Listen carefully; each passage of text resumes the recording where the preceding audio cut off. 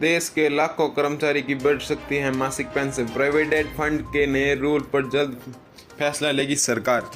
EPS यानी कि employ pension scheme, यह स्कीम भी ईपीएफओ के जरिए चलती है। हर महीने ईपीएफओ में जमा किए जाने वाले पैसे का कुछ हिस्सा ईपीएस में चला जाता है। बाद में पेंशन के रूप में यही पैसा मिलता है। न्यूनतम पेंशन की राशि बहुत कम है, जिसके बढ़ाए जाने की उम्मीद लगी है।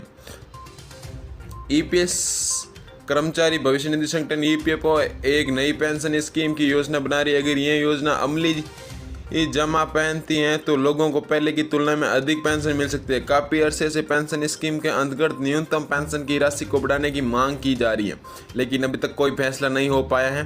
न्यूनतम पेंशन का मामला देश की सर्वोच्च अदालत सुप्रीम कोर्ट में भी लंबित है। कुछ मीडिया रिपोर्ट में कहा गया है कि सरकार नए स्कीम पर काम कर रही है। इन स्कीम में फिक्स्ड पेंशन इस बात पर निर्भर करेगी कि खाते में कितना पैसा जमा किया जा रहा है। अगर नई पेंशन स्कीम लागू होती है तो कर्मचारी को जितनी पेंशन होनी चाहिए होगी, उसी के हिसाब से महीने में पीएफ खाते में पैसा जमा करने होंगे।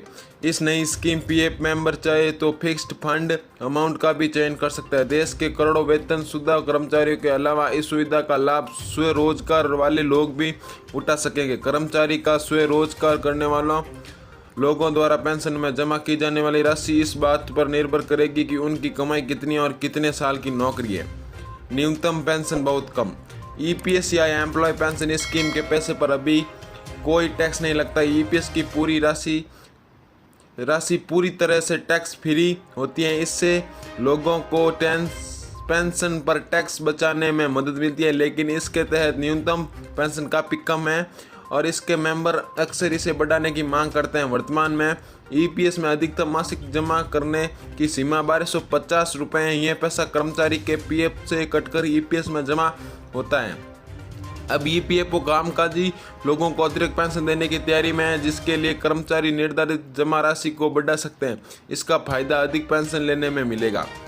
ईपीएस का नियम, मौजूद नियम कहता है कि जो कर्मचारी ईपीएस से जुड़ता है वह स्वतः ईपीएस से जुड़ता है। इसके लिए अलग से कुछ करने की जरूरत नहीं होती है। नियम है कि कंपनी को अपने कर्मचारी की बेसिक सैलरी काट कर पीएफ में जमा करती है। इतना ही पैसा कंपनी की तरह से कर्मचारी के पीएफ खाते में जमा करते। कंपनी की ओर से जमा की जाने वाली राशि का 8.33% हिस्सा कर्मचारी की ईपीएस में जाता है, यानी कि हर महीने कर्मचारी खाते में 8.33% पैसा जमा होता है। पेंशन पाने योग्य अधिकतम सैलरी 15,000 रुपये होनी चाहिए और इसी हिसाब से ईपीएस फंड में हर महीने अधिकतम 1250 रुपये काटा जा सकता है।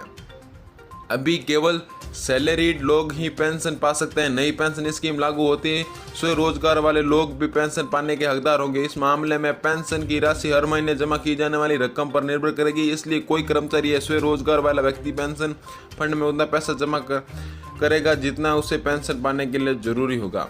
तो दोस्तों, चैनल पर बने रहें और मेरे बुजुर्ग लोगों, आप इनको सब्सक्राइब कर दो ताकि आपको सबसे पहले ईपीएस की तरफ से मैं आपको अपडेट दे दूं। नमस्कार दोस्तों, जय हिंद।